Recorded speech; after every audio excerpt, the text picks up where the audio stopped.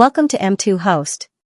Today, we're going to walk through a step-by-step guide on how to edit the header and footer in WordPress.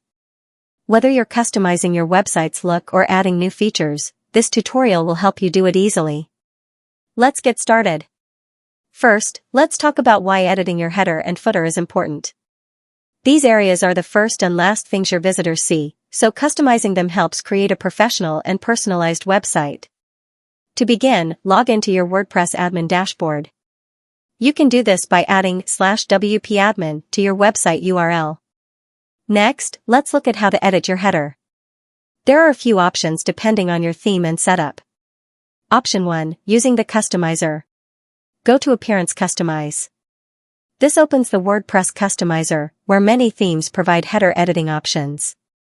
Option 2, using a page builder plugin. If your theme supports page builders like Elementor or Beaver Builder, you can edit the header directly.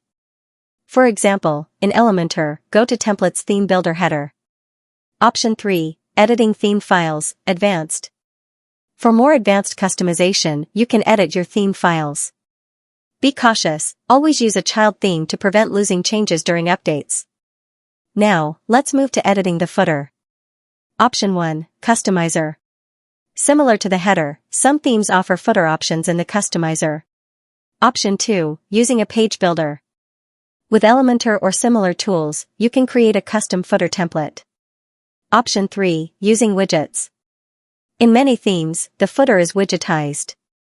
You can add, remove, or rearrange widgets here to customize your footer content. Using plugins for header-footer editing. If your theme doesn't offer flexible options, consider plugins like Header Footer Builder or Insert Headers and Footers. Final tips. Remember, always back up your website before making significant changes. And if you're editing theme files directly, use a child theme to keep your modifications safe from updates. That's it.